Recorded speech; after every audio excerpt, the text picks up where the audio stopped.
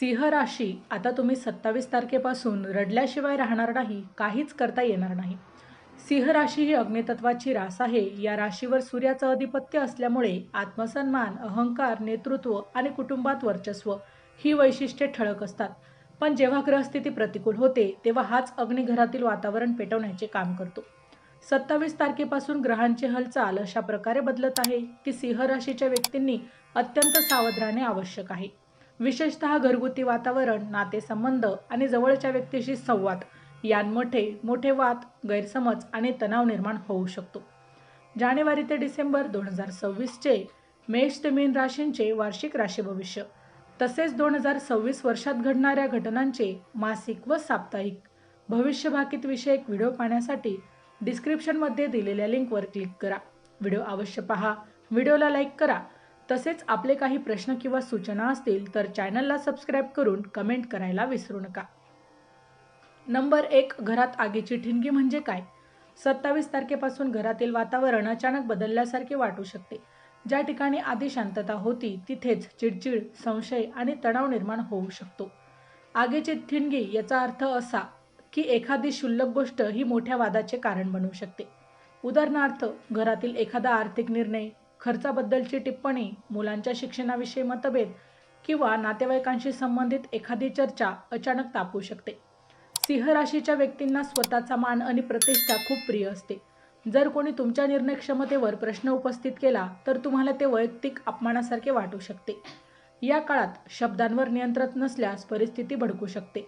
मंगळाचा उग्र प्रभाव आणि मानसिक स्थिरता वाढवणारी ग्रहस्थिती यामुळे घरातील संवाद कठोर होण्याची शक्यता आहे. त्यामुळे घरातील शांतता टिकवण्यासाठी जाणीवपूर्वक संयम ठेवणे आवश्यक आहे. चॅनलवर येणाऱ्या प्रत्येक अपडेटसाठी आमच्या वेदभविष्याचा या व्हॉट्सअप ग्रुपला जॉईन करा. ग्रुपची लिंक डिस्क्रिप्शनमध्ये दिलेली आहे. नंबर 2, 2 व्यक्तींपासून सावध राहावे. या काळात तुमच्या आयुष्यात 2 विशिष्ट प्रकारचे व्यक्ती हे त्रासदायक ठरू शकतात. पहिली व्यक्ती म्हणजे जी तुमच्या प्रत्येक निर्णयावर आक्षेप घेते. ही व्यक्ती घरातील किंवा जवळच्या नात्यातील असू शकते. ती थेट विरोध न करता सूचक बोलून तुमच्या प्रतिमेला धक्का देण्याचा प्रयत्न करू शकते. अशा व्यक्तीच्या बोलण्यामुळे इतर कुटुंबियांच्या मनात तुमच्याविषयी शंका निर्माण होऊ शकते. दुसरी व्यक्ती म्हणजे ती जी वरवर मैत्रीपूर्ण आणि गोड वागते पण मनात मत्सर ठेवते. सिंह राशीचे लोक नेतृत्व गुण आणि प्रभावामुळे इतरांचे लक्ष वेधून घेतात. त्यामुळे काही जणांना तुमची प्रगतीही खटकू शकते. अशी व्यक्ती तुमच्या बोलण्याचा चुकीचा अर्थ लावून इतरांपर्यंत पोहोचू शकते. घरात किंवा नात्यात भांडण लावणे, गैरसमज पसरवणे किंवा तुमच्या शब्दांना वाकवून सादर करणे हे तिचे डावपेच असू शकतात. त्यामुळे 27 तारखेपासून अशा लोकांशी अंतर राखणे आणि वैयक्तिक गोष्टी शेअर करताना सावध राहणे गरजेचे आहे. नंबर 3, रडण्याची वेळ का येऊ शकते? भावनिक बाजू. सिंह राशीचे व्यक्तिमत्व बाहेरून मजबूत, आत्मविश्वासू आणि कणखर दिसते, पण आतून ते अत्यंत भावनिक आणि संवेदनशील असतात. जेव्हा एखादी जवळची व्यक्ती तुमच्यावर आरोप करते, तुमच्यावर विश्वास ठेवत नाही किंवा तुमच्याविषयी चुकीची माहिती पसरवते, तेव्हा तुम्हाला खोलवर धक्का बसतो आणि 27 तारखेपासून मानसिक ताण वाढवण्याची शक्यता आहे. जुन्या आठवणी, आधी झालेले वाद, न सुटलेले प्रश्न पुन्हा डोकेवर काढू शकता. विशेषतः कुटुंबातील ज्याच्यावर तुम्ही पूर्ण विश्वास ठेवला आहे त्यांच्याकडूनच निराशा मिळाल्यास तुमचा आत्मसन्मान हा दुखावला जाऊ शकतो. त्यामुळे एकटेपणा, मनस्ताप आणि भावनिक वेदना वाढू शकतात. डोळ्यातून येणारे अश्रू हे फक्त दुःखाचे प्रतीक नसून मनातील साचलेल्या वेदना बाहेर पडण्याचा मार्ग असू शकतो. नंबर 4, मोठा तमाशा कशामुळे होऊ शकतो? आता मोठा तमाशा अचानक घडत नाही, तो लहान गैरसमजांच्या साखळीमुळेच तयार होतो. घरात एखादा जुना मुद्दा जसे की मालमत्तेचे वाटप, पैशांचा हिशोब, जबाबदाऱ्यांचे विभाजन किंवा एखाद्या व्यक्तीच्या वागणुकीबद्दलचा राग हा अचानक समोर येऊ शकतो. सिंह राशीचे लोक स्वतःला घराचा केंद्रबिंदू समजतात. जर इतरांनी तुमच्या मताला विरोध केला तर तुम्हाला ते आपली प्रतिष्ठा कमी करण्याचा प्रयत्न वाटू शकतो. या भावनेतून बोललेले कठोर शब्द परिस्थिती अधिक चिघळवू शकतात. एखाद्या छोट्या वादाचे रूपांतर मोठ्या भांडणात होऊ शकते किंवा बाहेरच्या लोकांसमोर घरातील गोष्टी उघड होण्याची शक्यता निर्माण होऊ शकते. यावेळी सर्वात महत्त्वाचं म्हणजे शांत राहणे आणि प्रत्येक गोष्ट तात्काळ प्रतिक्रिया देऊन हाताळण्याऐवजी समजून घेण्याचा प्रयत्न करणे. कारण सिंह राशीची खरी ताकद फक्त आक्रमकतेत नसून संकटाच्या क्षणी संयम राखण्यात आहे. नंबर 5. नातेसंबंधांमध्ये कसोटी. 27 तारखेपासून तुमच्या वैयक्तिक नातेसंबंधांची खरी परीक्षा सुरू होऊ शकते. पती पत्नी, प्रेमसंबंध, भाऊ बहीण किंवा जिवलग मित्र यांच्यासोबत गैरसमज वाढण्याची शक्यता आहे. लहानशा गोष्टीवरून तुम्हाला समजून घेत नाही किंवा तू माझा अपमान केला अशा भावना मनात साठू शकता. सिंह राशीचे व्यक्तिमत्व प्रामाणिक आणि थेट असते, पण या काळात तुमचे शब्द हे कठोर वाटू शकतात.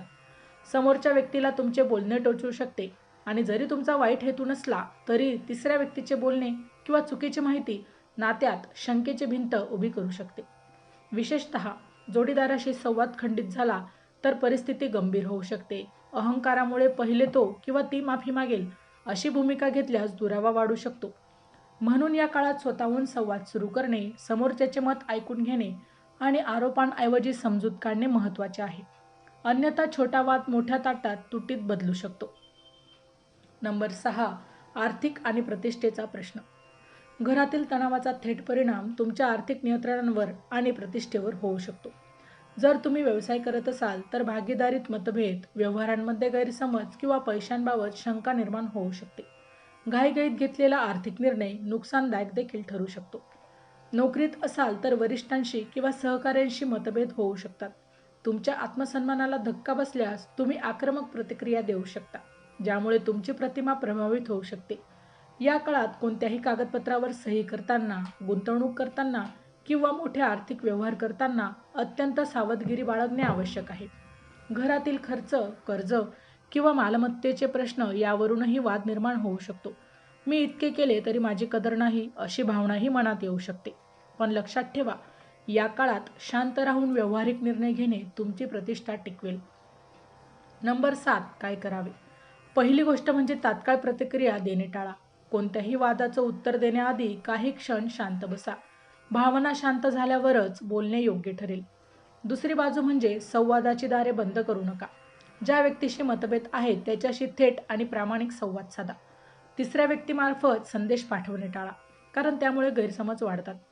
तिसरी गोष्ट म्हणजे त्या 2 नकारात्मक व्यक्तींशी मर्यादा ठेवा. तुमच्या वैयक्तिक योजना, आर्थिक माहिती किंवा घरातील गोष्टी सर्वांशी शेअर करू नका. गुपित गोष्टी जपणे या काळात अत्यंत महत्त्वाचे आहे. चौथी गोष्ट म्हणजे आत्मसंयम आणि आध्यात्मिक आधार घ्या. दररोज सकाळी सूर्याला अर्घ्य देणे, ध्यान करणे किंवा शांतपणे प्रार्थना करणे मन स्थिर ठेवण्यास मदत करेल. सिंह राशीचा अधिपती सूर्य असल्यामुळे सूर्य उपासना तुमच्या आत्मविश्वासाला सकारात्मक दिशा देईल. आणि 5वी गोष्ट म्हणजे स्वतःच्या अहंकारावर नियंत्रण ठेवा. जिंकण्यापेक्षा नाते वाचवणे अधिक महत्त्वाचे आहे. कधीकधी शांत राहणे हेच सर्वात मोठं उत्तर असतं. या काळात जर तुम्ही संयम, शहाणपण आणि समजूतदारपणा दाखवला तर संभाव्य वाद टाळता येतील आणि घरातील आगीची ठिणगी मोठ्या ज्वाळेत रूपांतरित होणार आहे. सिंह राशीची खरी ताकद संकटात शांत राहून योग्य वेळी योग्य पाऊल उचलण्यात आहे. 27 तारखेपासून येणारा काळ हा पूर्णपणे नकारात्मक नाही, पण तो एक कसोटीचा काळ आहे. या काळात तुम्ही संयम, समजूतदारपणा आणि शांतता दाखवली तर संभाव्य मोठा तमाशा टाळू शकतात. सिंह राशीचे खरं सामर्थ्य फक्त गर्जनेत नाही तर योग्य वेळी शांत राहण्यात आहे.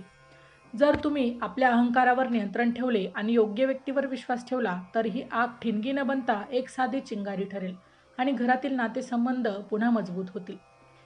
तर मित्रांनो, व्हिडिओ आवडला असेल तर व्हिडिओला लाईक करा, चॅनलला सबस्क्राईब करा आणि हो, तुम्हालाही तुमच्या राशीची अंगठी हवी असेल तर डिस्क्रिप्शनमध्ये मी त्याची लिंक दिली आहे. तिथे जाऊन तुम्ही ती खरेदी करू शकता. व्हिडिओ शेवटपर्यंत पाहिल्याबद्दल धन्यवाद. पुन्हा भेटू अशाच एका नवीन राशीसह. तोपर्यंत श्री स्वामी समर्थ.